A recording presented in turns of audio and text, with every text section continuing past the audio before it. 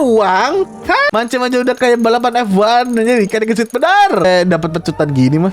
Walah buset. Indiana Jones versi light ini anjir. Oh hai my friend, gue lagi nyoba simulasi jadi orang gabut kaya raya di Luma Island. Tapi sebelum itu, warisan kakek kita itu nggak cukup loh buat kita jadi orang gabut kaya raya. Karena kalian bareng gue kan ya. Gue kasih step-stepnya nih biar cepet jadi orang gabut kaya raya. Jadi relax aja, nyantui, siapin popcorn dan es teh hangat kalian. Soalnya kita bakalan masuk ke babak pertama, yaitu nyari kapak dulu.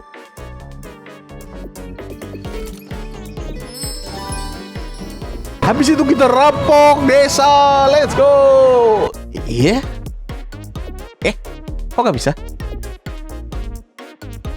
Kok gak bisa? Harusnya bisa kayak 7 turunan ini kalau berhasil ya. Ya udahlah nggak apa-apa lah ya. Pesan moralnya adalah ternyata jadi kaya itu nggak segampang itu ya. Mohon maaf.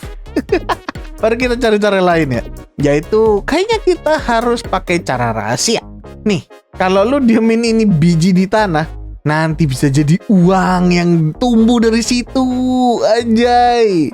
Belum lagi ini gratis. BTW jangan kasih tahu siapa-siapa ya. Karena ini rahasia kekayaan nenek moyang gua.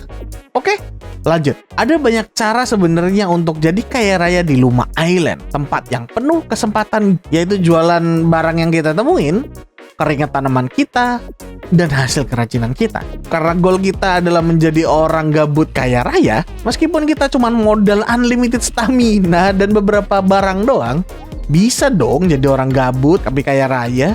Nah, mari kita ke kota dulu untuk dapat kerja dulu. Lah lu kira kita bakal gabut awal-awal? Kagak bisa kocak, tetap harus kerja dulu di kota baru bisa jadi orang gabut kaya raya. Gimana sih lu? Si kepala wali kotanya bilang kita bisa jadi arkeolog anjir. Berasa cosplay jadi Nico Robin nih dari One Piece.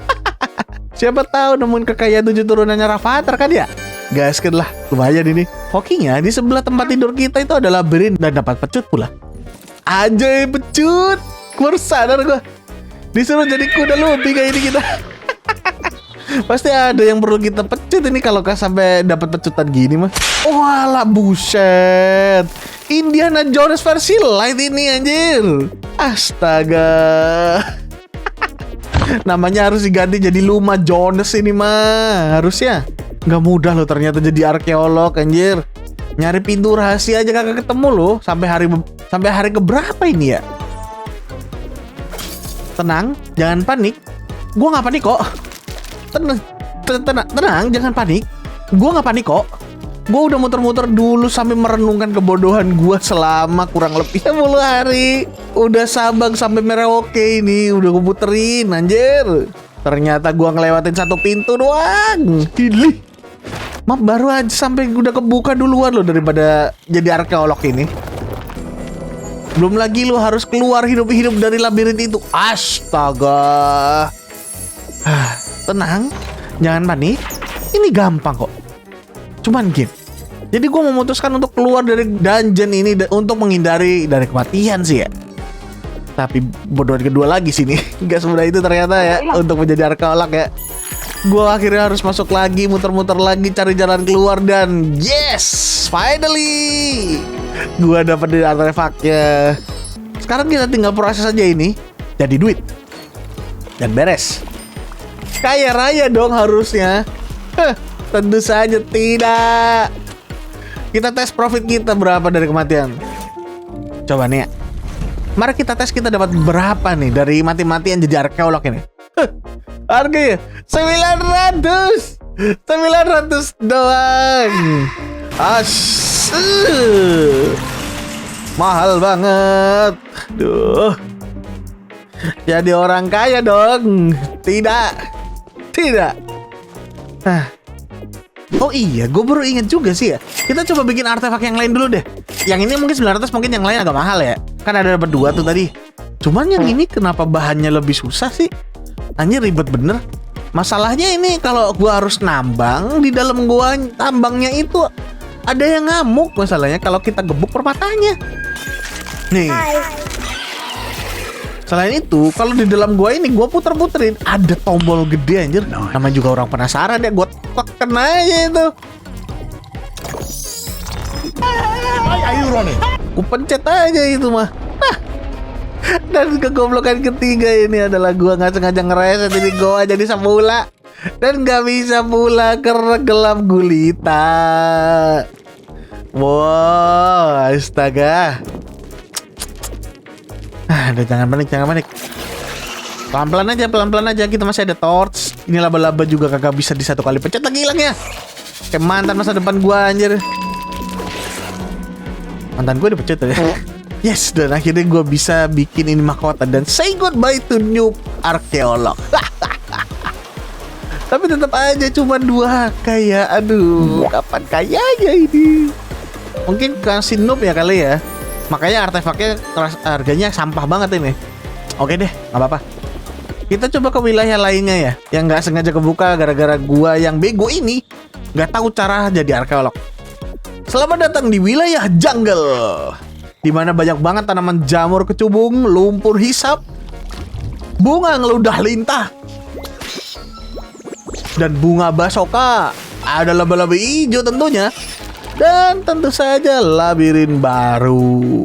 Yang lebih tepatnya ada 4 labirin yang bisa kita jarah untuk jadi duit. Hore! Hidup jalan menuju gabut dan tetap jadi kaya raya.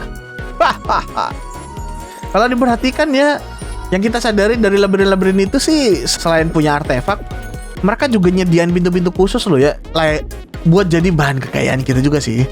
Cuman kampretnya, pintu-pintu ini minta sesajen. Udah macam kodam anjir, minta tumbal dulu gitu baru kita bisa dapat kekayaan yang lu mau. Astaga. Belum lagi minta-mintanya suka aneh lagi, terutama buah dan ikan tuh. Anjir, mancing, gue beringet. Let's go my friend, kita mancing mania, mantap. Buset, mancing aja udah kayak balapan F1 aja, ikan dikesit pedar. Astaga. Woi. Di luar Nurul ini mancingnya. Siapa yang punya ide kayak gini anjir? Yang lain cuma naik turun. Or gimana caranya ikan itu diem di tempat gitu loh. Ini harus balapan barengin kail sama ikan anjir. Ngeong gitu. Aduh astaga. Cuman hasilnya kita lihat nih. Kok nggak sepadan ya? Kok nggak sepadan ya capek sama capeknya ya? Ini mancing ikan sama mancing emosi, oi lumayan. Astaga. Mancing emosi kayaknya ini lebihnya ya. Sampingkan itu, kita udah tahu cari nyari duit terbanyak di Luma Island itu lewat jualan artefak. Tapi biaya untuk upgrade peralatan yang mahal gak ada otaknya itu dan lamanya nemuin jalan keluar di labirin tanpa mati itu bikin kita nggak kaya raya dengan cepet. Nah sembari kita explore nih, nanam dan nambang, ternyata kita juga bisa namatin labirin itu lebih dari 1 kali. Itu artinya kita bisa dapat uang lebih selain dari quest untuk naikin pangkat di arkeologis. Karena itu jadi syarat doang kan, masuk sekali kan. Dan gratis BTW. Tapi haruskah gua namatin ulang semua labirin yang panjang lebar dan kesasar ini demi profit? Iya gue perlu. Demi menjadi orang gabut kaya raya.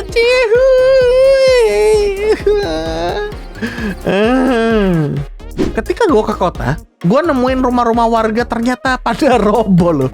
Termasuk kereta gunung yang biasa dipakai orang pendaki buat mainan sama salju dan ngerayain Natal lebih dulu. Sebagai calon orang kaya nih ya, kita harus secara baik-baik bantuin mereka buat benerin rumah mereka. Secara cuma-cuma, beli sana sini bahan untuk perbaiki mesin-mesin kota pakai duit pribadi.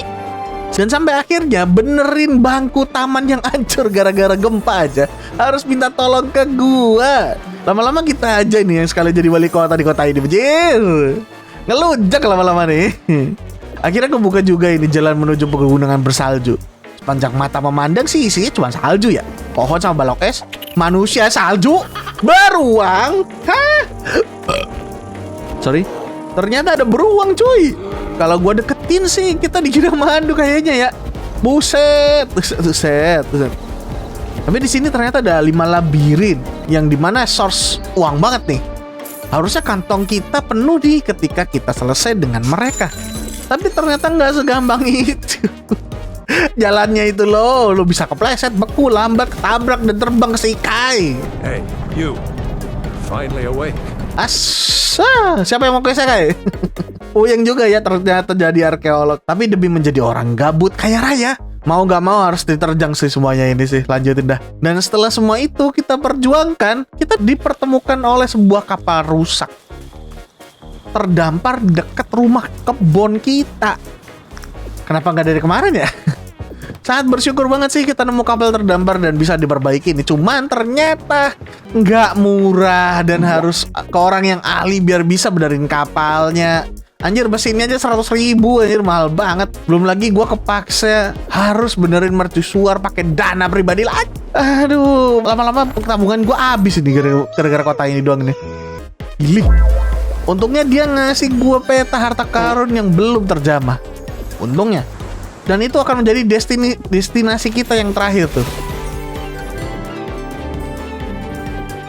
Sejauh ini peralatan kita udah cukup upgrade sampai emas nih. Kalau diibaratkan Harvest Moon, nah kita udah late game ini. Harga artefak sekali jual aja udah 10.000, 20.000-an. Cihuy banget cuy ini cuy. Tapi setidaknya pertanian kita sudah nggak perlu kita urus. Mereka akan bikin kantong gua penuh dengan sendirinya. Dan kita bisa santai-santai tanpa harus pergi ke tempat yang berbahaya, ya kan? Apakah kita sudah menjadi orang gabut kaya raya? Tentu saja belum. Cuma kalau dipikir-pikir perjalanan ke sononya terlalu buru-buru banget dan kita nggak bisa ngerasain kebahagiaannya. Setidaknya nih kita bisa disebut orang kaya doang ya. Kalau menurut kalian belum, ya bayangin aja dulu, pikirin nanti.